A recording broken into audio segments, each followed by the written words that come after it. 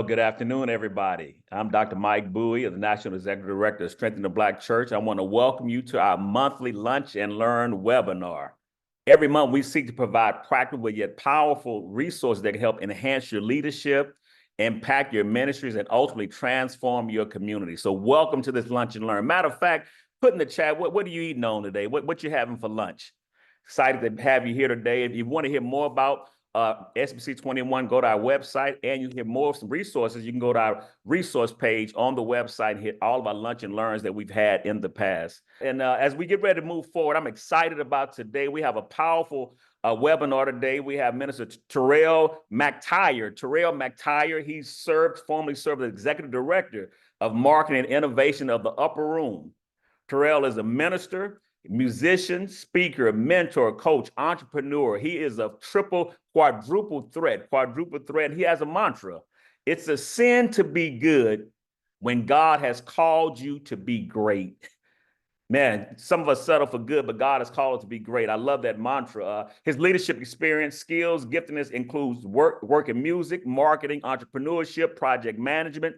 And he's more in the corporate and nonprofit and religious sector. So he's have a lot of space in what he does. So today I'm excited to introduce my fraternity brother, Alpha Phi Alpha fraternity brother, Minister Reverend Terrell McTyer. Let's give it up, Terrell McTyer. Thank you. All right. Thank you so much, Fred. Thank you so much, SBC 21. Thank you to all of you who have taken time to spend your lunch break with us today. And I'm excited about this topic. I've been dealing with this idea of AI and specifically how we can use it for our community and the ways in which God would like for us to do that for quite a while now. About a year and a half I've been speaking about AI. So I'm excited to bring it to this audience.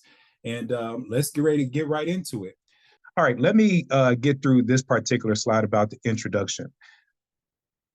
Artificial intelligence, is a type of technology that is designed to perform tasks that typically require human intelligence. It really is that simple. This includes a lot of things like learning from data and problem solving, generating creative ideas. You have to think of this tool that can help us work smarter and faster and help us to enhance all the things that we're doing rather than replacing us. So go to that next slide about the introduction. This is not about replacing us. This is about helping us. For example, just like a hammer helps to build, artificial intelligence helps us to organize, communicate, and create more effectively. And it's not magic. It's a practical tool that learns patterns and adapts to meet our needs. So AI is a bit of a game changer. Much like the typewriter and the printing press and the internet were during their time, choosing not to adopt it would actually be like continuing to write notes by hand instead of using a computer. And so this is coming, it's here. It's not coming, it's actually been here for quite a long time. You've been using artificial intelligence in one way or another that you didn't even realize. And so now we're really trying to get into what does it mean to do so for the church. So if we use AI wisely, we can achieve incredible efficacy and higher quality of work at speeds that you can never even begin to imagine. And that efficiency can actually help us to focus on what truly matters in ministry. So that is discipleship, that is community impact, that is prayer and helping others. But there's this thing here. While AI has changed everything about how we work, it also has not changed anything about our mission. Our mission is still the same. It is to spread the gospel, make disciples, and love our neighbors. AI is a tool. It is not going to replace our calling. And just like Paul used letters to reach out to the early church, we now can use AI to extend our reach today. You're absolutely right. And when we're thinking about AI, a lot of times people are worried about that, how this will become a replacement for people's work or different things. And it's just not really the way in which that tool is designed or what we need to be afraid of. I am more concerned that people are not using it and especially our people, that they're not engaging in these tools and the ways in which we might be left behind compared to the rest of society. So we might as well get into it. So what I want to help us think about now is this theme that was given to us by SBC 21 as far as the idea of reimagining, repurposing, and revitalizing our community. So these three principles will guide how we use AI in ministry and in our community work. So let's start with reimagining. What you want to do is look at the possibilities of doing ministry in an entirely new way. Imagine reaching people beyond our physical church walls, engaging with younger generations, and presenting the gospel in ways that resonate with today's culture. When we talk about repurposing, that is taking what we already have, sermons, Bible studies, outreach ministries, young people, and making those resources work better for us and harder for us. With AI, a sermon can actually become a podcast, a book, a blog post, a social media series. You can repurpose anything that you have right now and allow that to work much more for you than you had before. So repurposing ensures that you are maximizing the value of every single resource that is given to you. And then third, revitalize.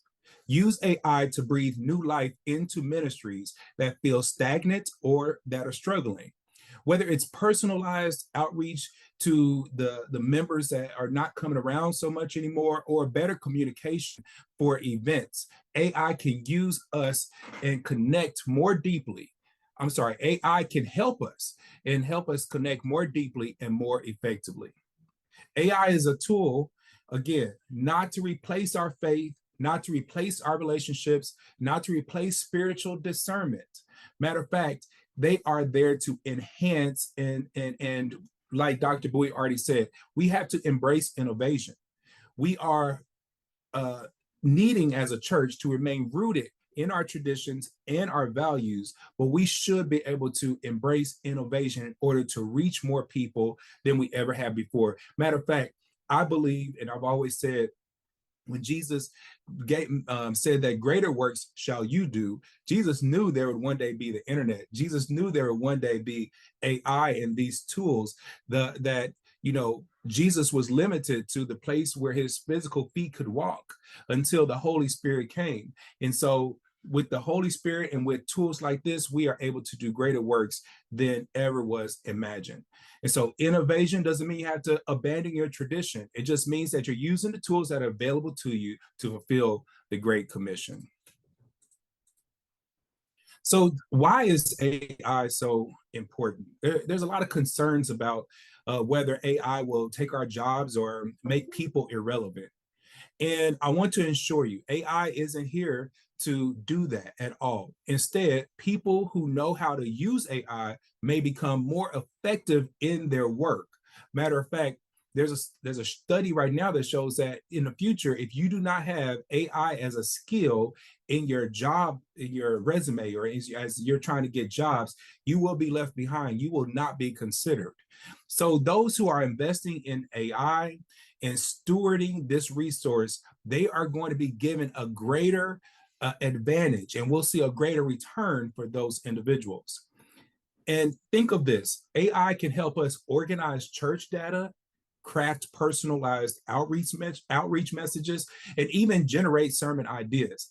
I have done that several times where as ministers, we will get out all of our commentaries, we will do all the research, we will Google this and Google that to really try to help to really mature our ideas. And you would be surprised at when you put an idea into, let's say, ChatGPT, the way in which it really does help you think of some things that you hadn't before. And the purpose of this is to actually free up the ability for you to focus on things that AI cannot do. AI won't prayer. It writes nice prayers, but it won't actually do prayer for you. AI cannot build relationships. You can have chat bots and things like that that simulate conversation, but it's not real relationship building. And AI is not spiritual leadership. Can you get leadership advice off the internet? Absolutely. But it's nothing like having a real spiritual mentor to take you on the journey. So we need to embrace this tool for that reason.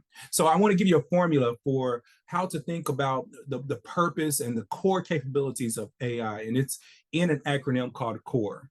So AI is used to create, organize, research, and evaluate. And so these capabilities are revolutionizing how we approach ministry. Let's start with this first one, create. If you use AI for generating new ideas for ministry, AI can assist in generating sermon outlines, creating promotional materials for events, drafting devotionals for your congregations. For instance, if you had a sermon and you wanted to create a Bible study to accompany that sermon, or create some type of meditation to accompany that sermon, then you're able to use AI to do that. Matter of fact, some AI technology is so good that sometimes I've put a sermon in and said, now give me some great songs that you think, some good Christian songs that will be really good for this sermon. And it gave me great suggestions of songs. Another example is if you can ask AI to create a list of themes for your next Bible study series. So let's say your church is focusing on love for the entire year of 2025. You can ask it, give me some themes, give me some Bible study series ideas for this theme. Or you can actually generate a text, the text for a flyer, and actually create the flyer in AI. Matter of fact, the images you see. One thing I will say is the more information you put into AI, the better the information that you'll get back. Right. So not only asking, can you generate this picture, but what do you want the picture to be? I want it to be all Black people. I want them to be in suits. I want them to, be a professional attire. Yep. So the more information you give it, and I don't know if you know, Dr. Bowie, but there are companies that will pay people to help them feed AI information. Really? Yes. Wow. The company they pay. Wow. So is that something we Pay can people like me and you, especially people with technical backgrounds. Wow. They will, well, of course you got to apply or whatever, but they're getting regular people to help feed the information to AI because there's so many different people, or so many different things that people want. And then the tone, and I'm sure Terrell's going to get to that. He's All back right. now. He's back. Thank you. I took my entire presentation. I was able to put it into ChatGPT and ask them to create PowerPoint slides for me and generate images to accompany each PowerPoint slide. And so these images and these slides that you see here were completely generated by AI. Now, listen, this tool is not perfect. So, of course, I had to then turn around and make the right type of edits and some formatting things to it because it doesn't come out perfect that way. But the amount of time it saved me from having to take that outline, put it into PowerPoint, make those adjustments, it saved me hours. If you guys have ever used PowerPoint to actually done a PowerPoint presentation to accompany your presentations or your sermons, this is a game changer. So use this as some type of creativity. And what I want to do is I wanted to actually jump over to the ChatGPT and show you some real life applications, but we have an offer for you later where we'll get a chance to actually jump into some of the workshopping of this and you can see some real practical applications. Matter of fact, if you're at your computer, I encourage you to bring up ChatGPT right now and then take some of these things that I'm giving you and just put them in and see them working in real time. And so an example I'll give you is what you want to put into the prompt is you are a sermon assistant. You are a sermon assistant. Please draft a 3-point sermon outline on the theme, hope in times of uncertainty, using scripture references.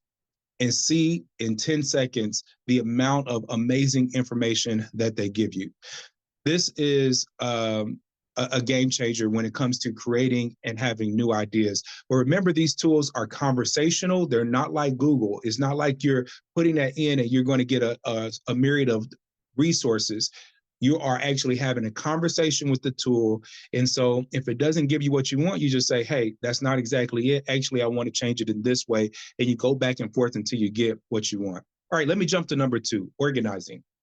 AI excels at taking complex information and making it very manageable. So you can organize your prayer requests into categories, like put all these requests that I'm putting into the system and tell me which ones are for healing, which ones are provision, which ones are for Thanksgiving. And then it can give you a spreadsheet of like who said which in which category. That's an idea. Or you can restructure a lengthy church announcement into bullet points just for clarity. And that is an important thing. Sometimes we think we are saying things in concise ways when we could be that much better at that. So using this tool to put a message into a GPT and say, hey, help me understand this for clarity, or take this piece that I've written and let me know if it's readable, or take this sermon and give me an accompanying sermon that would work well for 5th graders. And so it has the ability to then change that tone, change that language.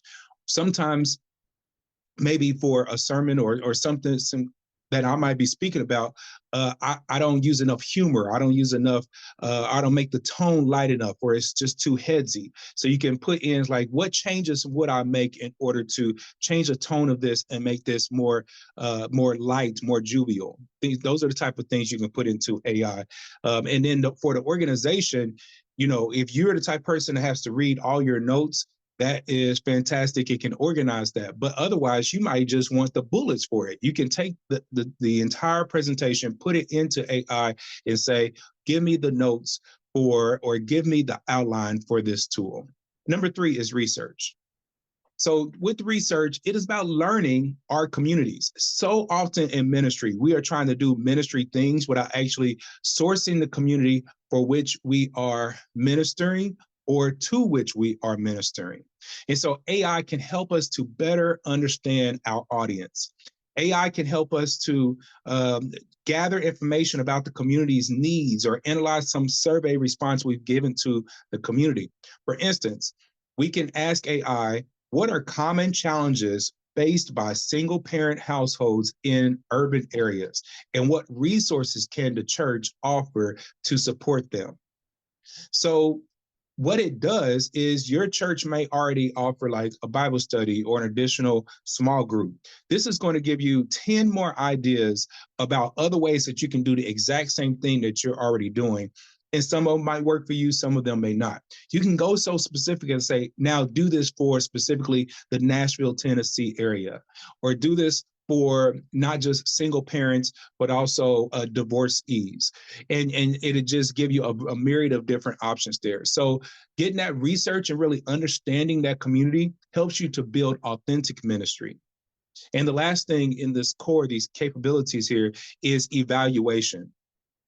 So you want to look for ways to improve what already exists. So you can ask AI to evaluate your existing materials, like a sermon draft or a ministry plan. What if you are planning your budget for the entire year? You put that budget as an attachment into a GPT and you say, what do you think is missing from this budget according to the needs evaluation research I just did on the community? You take those 2 information or data sets, put them both in there, and ask for it to evaluate your plan or ask for it to evaluate your budget. You say, hey, I want my budget to be more missional and more focused. Here's my mission statement. Tell me where there are opportunities in this budget to actually be more focused on our actual mission statement. There are all different ways that you can use the tool to do evaluation of things that you already have.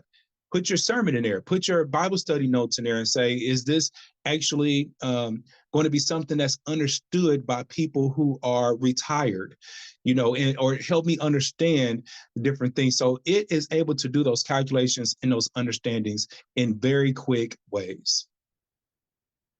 Next, I want to move to this idea of the way to use these prompts. And so again, I think that what we'll do is set up some opportunity for us to really learn how to use the tool in a more granular way later. But today, I just want to give you a quick formula for how you can actually use the prompts and put in the prompts in the best way. And that is RTIS. So when you're putting in a prompt, you first of all want to assume a role. So you're asking I to act as such and such. There's a lot of times when I was working for the United Methodist Church that I would say,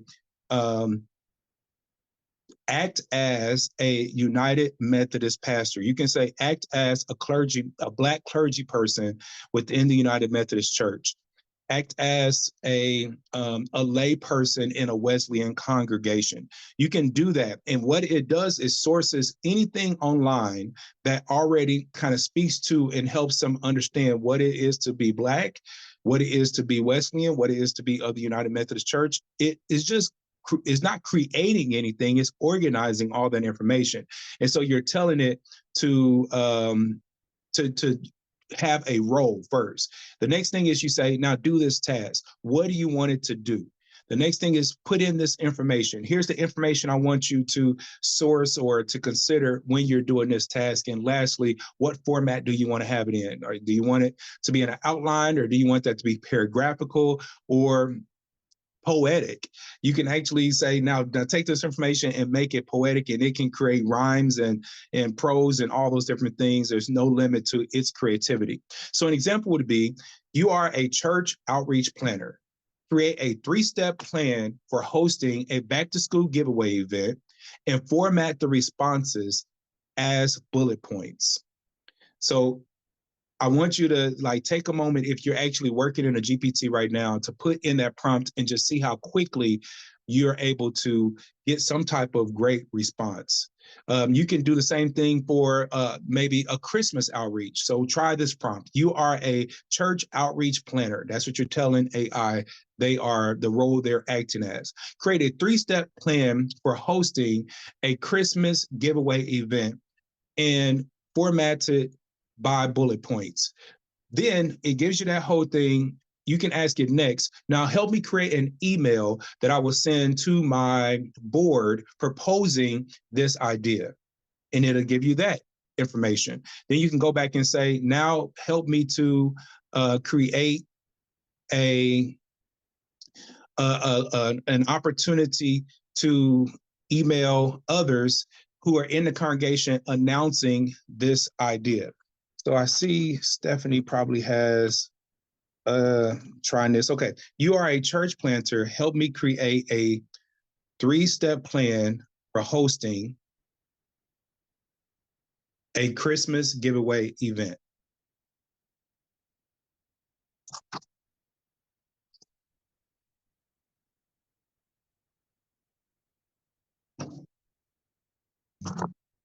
Now look how fast this is happening. Very thorough. It's telling you all the things that you need to be able to do. And this first portion is just, when you scroll down, you're just looking at the first step. It wants you to get organized first of all. Next is going to go into the steps of what you would actually do to execute the event. And then it comes back and says, something that a lot of our churches are not really good at, but the follow-up portion. We'll have an event at our church, but not properly follow up or nurture the activity to make sure that things are happening. Now I want you to put in the prompt, good ideas. Now, how can I tailor this to Black families in Nashville, Tennessee?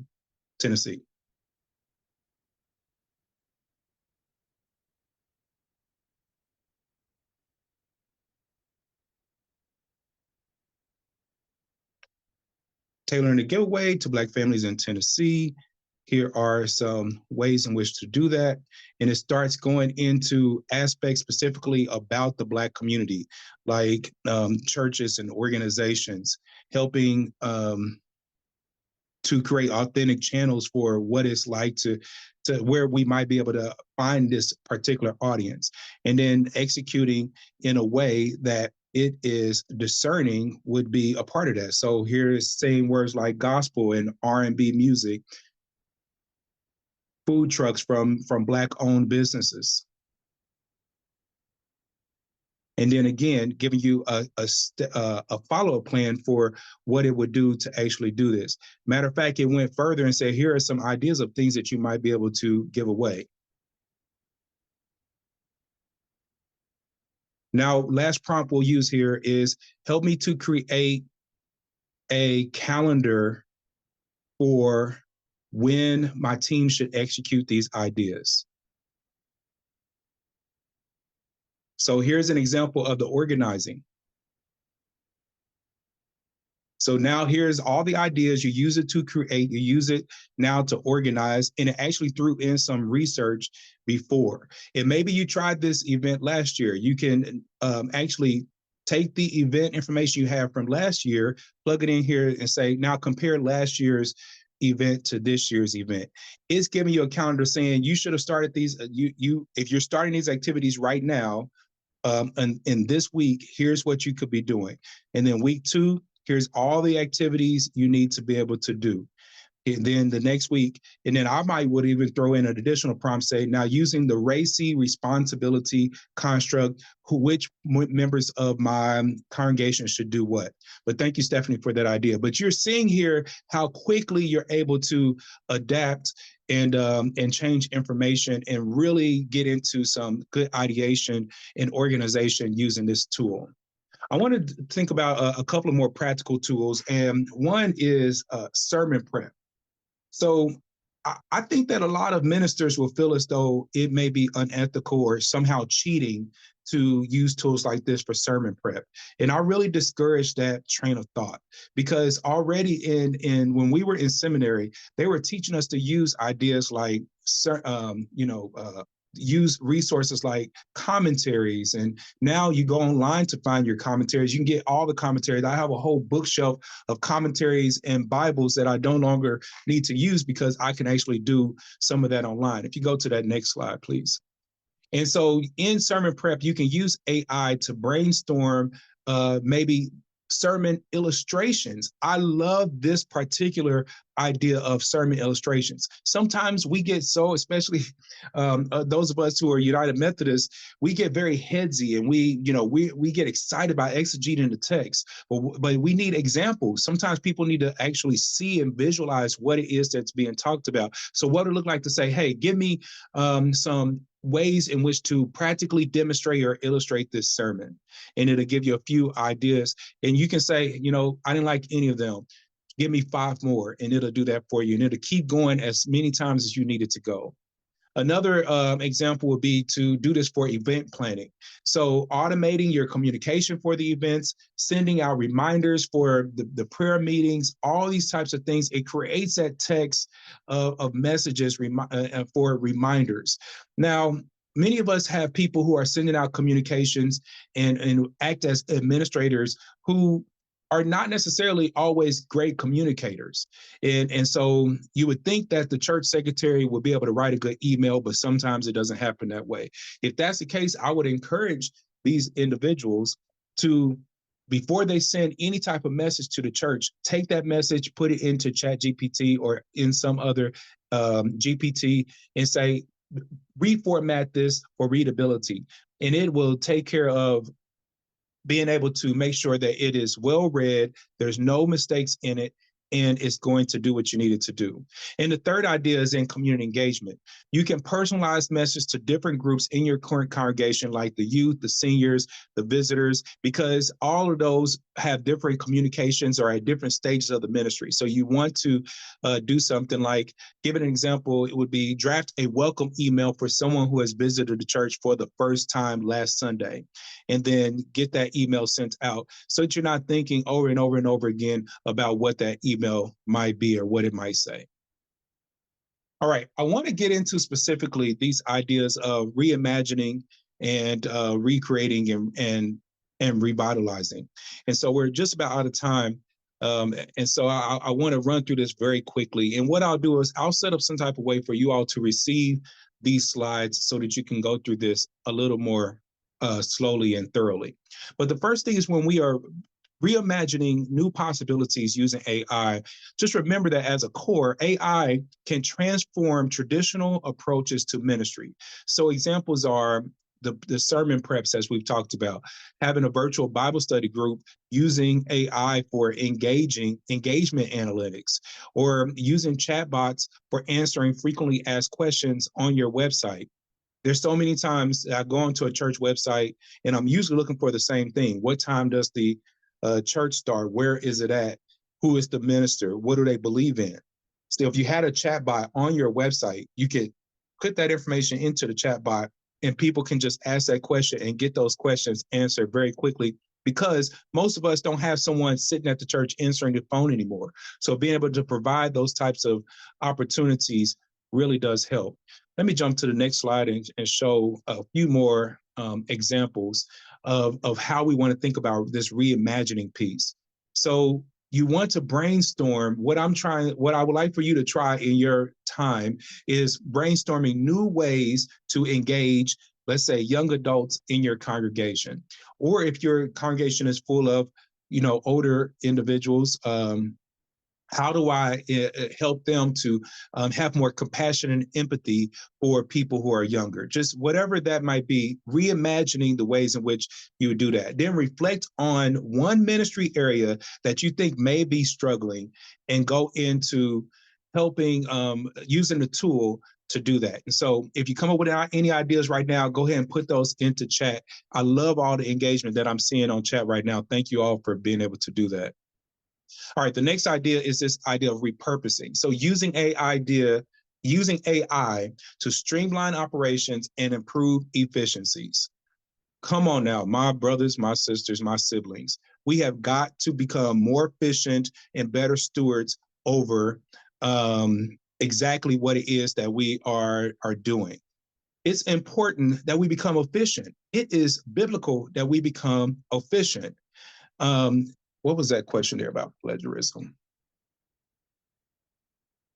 Okay, I'm going to answer that in just a moment. When we talk about efficiency, actually, this is an important thing to think about, because it's not that we can't do the things that AI can do as human beings.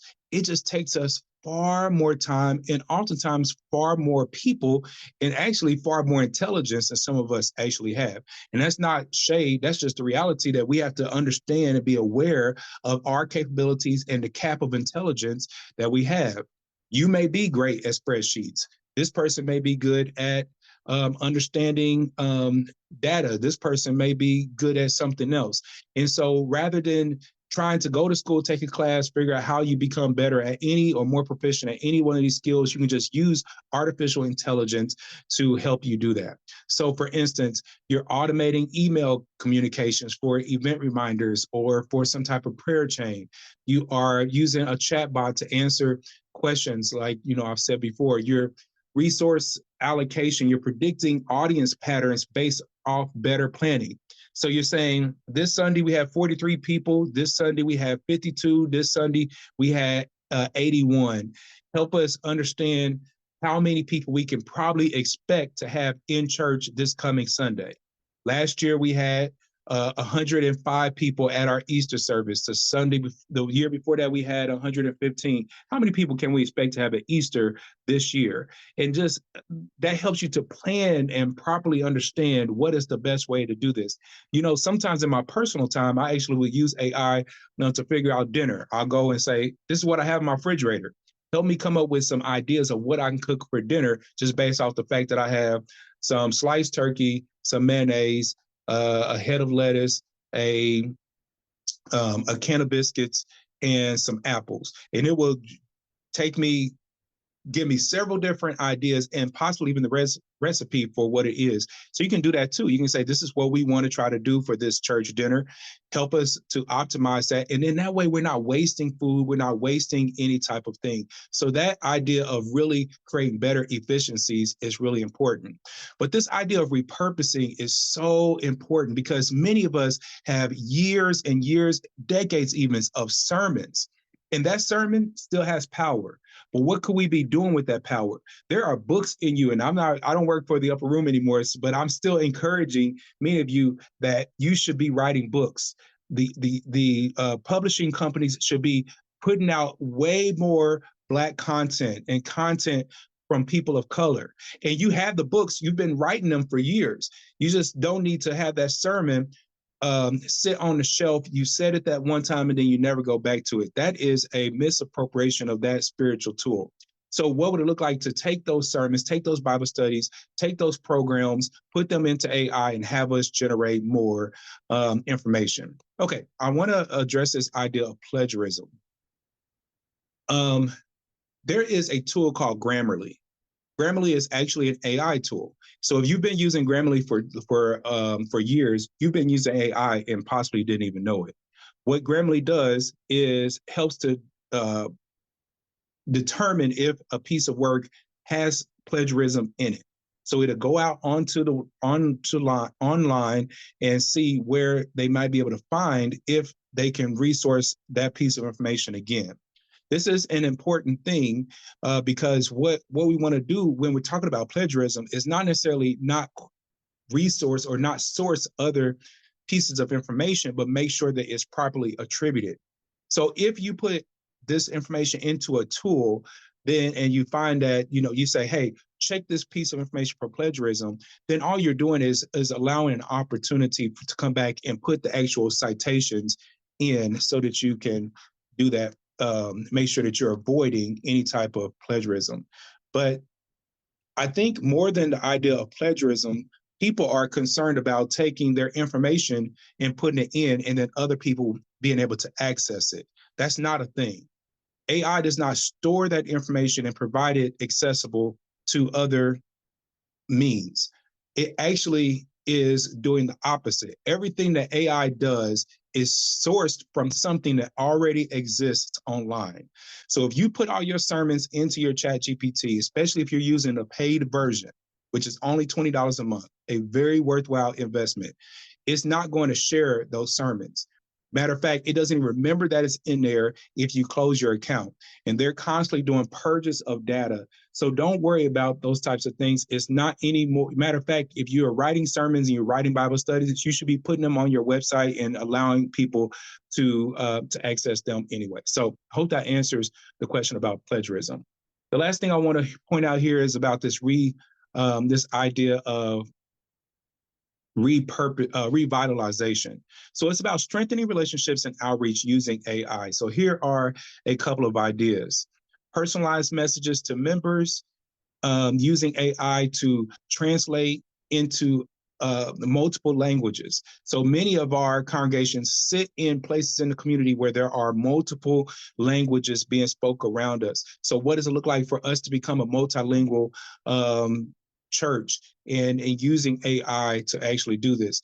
The translation capabilities in AI is improving time after time again, and it's gotten so much better. And so more ideas, analyzing our community, using it for social media tools. There's just a myriad of ways that we can use it for actual revitalization. I think that I've addressed a couple of the concerns that may come up for us while we're using AI.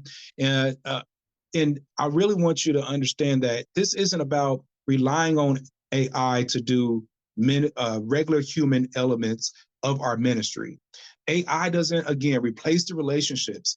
It is the work of the Holy Spirit to do the things through us that we need to be able to do. AI is about stewardship. It helps us to be a better steward. AI has limitations in its understanding of spiritual nuances. Its best it's going to do is try to resource what they think the difference is between a Baptist preacher and a Wesleyan preacher. So it's not going to always get that right. You have to check it against your own spiritual discernment and your own knowledge, and then put your own personality on it too. It is another concern is about maintaining authenticity and avoiding over reliance on it. I don't know how to talk about this over-reliance piece, because it's important. The same way we rely on our cell phones and rely on our alarm clocks to wake us up and rely on our cars to get us to the grocery store, this is something we need to be able to say, hey, I rely on this, and that's okay. Because it is, you still will have ways in which you need to maintain your own personal authenticity as a church and as a human. And the last concern I'll address here is about digital divides within the congregation. There are divides within the congregation. There are those who are just not digitally adapting, and then there's those who are not. So we need to be able to create ministry that is doing that for all people. So AI has its strengths or weaknesses. It's a great management tool, but it doesn't replace discernment, compassion, wisdom. It is always going to be our job to be able to do those things. I have another slide that gives you a few practical tools that you can use. I'll make sure that you get that. And my last piece here is a call to action. I want to encourage you to experiment with these tools in your ministry starting today, starting right now. But start small. Maybe use it to draft a social media post. Use it to plan for Sunday school for this coming week. Maybe, come up with some ideas. On this last slide is called call to action. And just remember that AI is only a tool, but when you use it wisely, it can amplify the work of God and the work that God has called us to. So let's continue to honor the traditions while embracing innovation. And together, we can imagine, reimagine, repurpose, revitalize the Black church for the next generation. Wow. Man, oh man, I tell you, Terrell, there should be no excuse why a congregation isn't fruitful, effective, and making impact. Man, this is a game changer. This Absolutely. is, I'm sitting up now, man, I'm writing stuff down. When Jesus said, greater work shall we do, Jesus knew that it was going to be AI. And I'm That's right. so glad people now have embraced it, because it's about making us, and you said stewardship. This is an act of stewardship. So man, I'm excited about this. Now, just as I think about this, Terrell, the Black church has been the epicenter throughout, I would say, the 70s and 80s. You got spiritual empowerment, financial empowerment, physical empowerment at the church. And now with everything going on with this new administration coming in, how do you see AI really helping the Black church really to be what God has called us to be? So give me some things about the Black church. What can we do right now as a national director of Strengthen the Black Church? What can I do to help the 2,000 churches that I'm connected with? Well, you're doing it today. This is the part of it. This is, one of the biggest things that happens with AI is, and why people don't use it, is a lack of trust. So if you all as an organization can demonstrate, hey, we're using this tool, we trust this tool, we have workshops and resources that are talking about this, that demonstration of trust is going to matriculate and help the entire Black community in the Black church. So right. First of all, just being able to be a leader and saying, hey, I trust this. The next thing would be being prophetic and saying, hey, we don't want to be left behind. The reality is the appointments that are being made in this next presidential period of time are going to be people who not only have the money, but have the use and awareness of how these tools work. For instance, Elon Musk, and so we can sit up and cry about what happened with the election. And trust me, I had my set of tears. But ultimately, we have to recognize that these things are going to happen. And if we just step back and protest about it, we're going to be left behind. And we already are 20, 30, 40 years behind in so many areas as a Black church. This actually, God has given us an opportunity to not only catch up, but catapult us further into the future using these tools. The third thing I'll say here is our resources are getting fewer and fewer and fewer. We have less people and less money to do the things that we need to be able to do. So if that be true, using AI and using it efficiently helps us to stay in the game. Yeah. Not get ahead sometimes, but just even stay in the game. Right, If you man. are a minister and you know, why are we spending 20 hours a week doing sermon prep?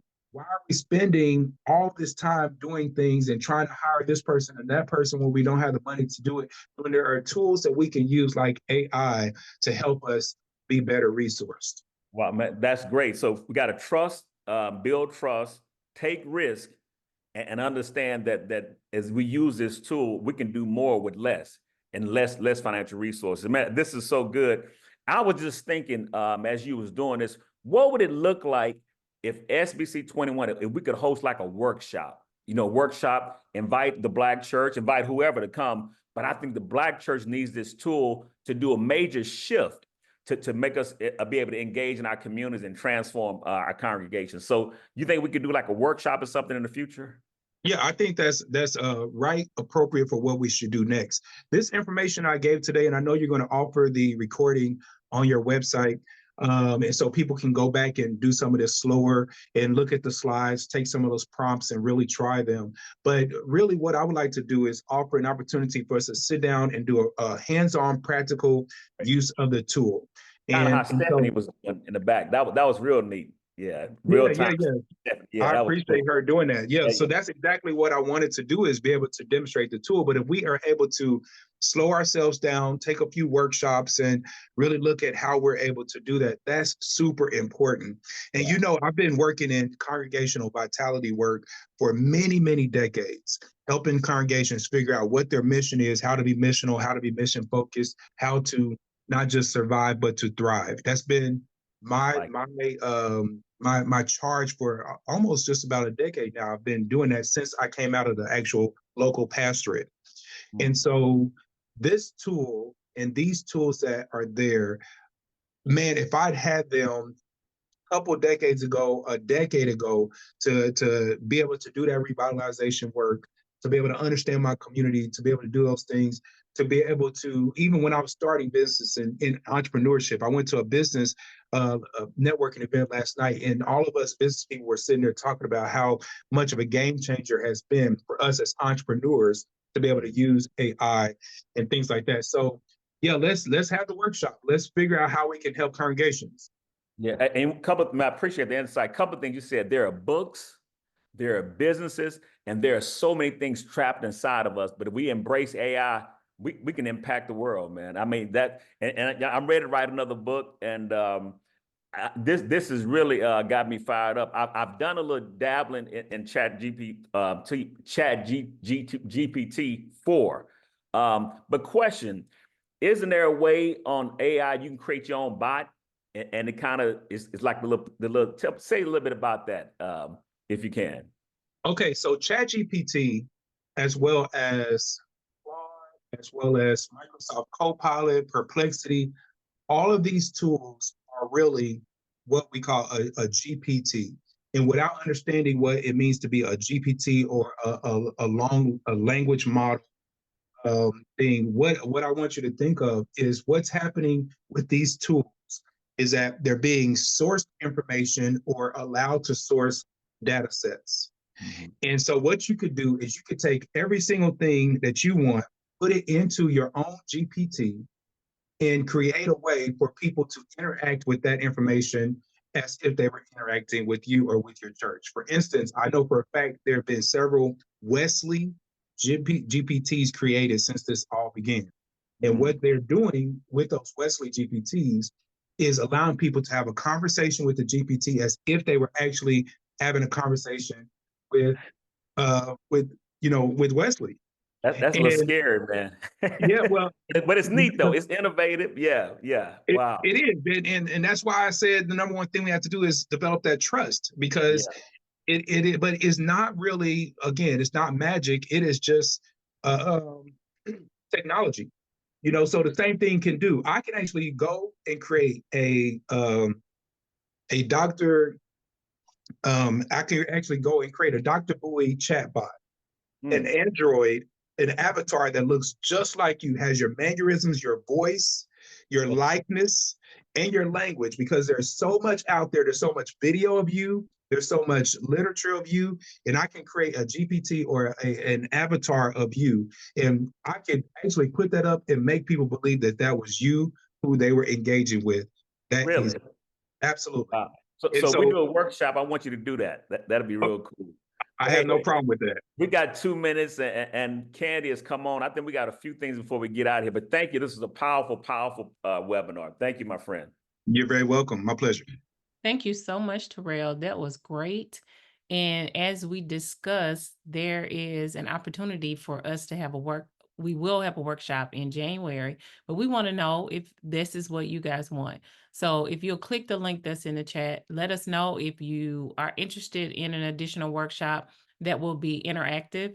Terrell said he will make it interactive where you can actually be doing some things while you're in the workshop.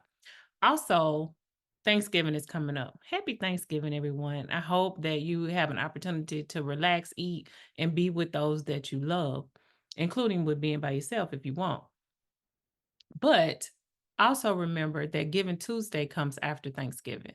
And so as you're making your Giving Tuesday plans, you're writing your checks or getting ready to cash app, think of SBC 21. We offer these free webinars 11 months out of the year this year. So think about us, because these are free. It's free information to you and whoever you like to invite. But put us on the Christmas list and share some joy so that we can continue offering this great information. So Giving Tuesday is coming up. We're also in a end of the year fundraising campaign. And so if you want to go beyond Tuesday or you missed Tuesday, and remember SBC 21 in your prayers and in your heart, we hope you remember them on your card and in your bank account. You can go to our website and click the link to give. Don't forget, our website is in the chat as well, and you can follow us on YouTube. And we wish you a happy Thanksgiving, and I'm out. If there are any other questions, please drop them in the chat. I think we reached our time. So we want you to go back to work and be prosperous. And if you haven't eaten lunch, make sure you grab a bite. As the church, we are called to direct the thirsting world to living water. However, with so much going on in the world, it's so easy to feel overwhelmed, disconnected, and like you're pouring from an empty cup. At SBC 21, we are here to help you reimagine, revitalize, and repurpose the cups you pour from while providing transformational resources. We also envision a world where every church is equipped, prepared, and unapologetic in building the beloved kingdom of God. We strengthen leaders and congregations to transform communities through leadership development, discipleship-making systems, revitalization, and real-time social justice ministry. Ultimately, we seek to make disciples of Jesus Christ to serve and heal a hurting world. So regardless of what cup you bring to the table, SBC 21 is here to help with resources full of living water. For more information, please visit sbc21.org.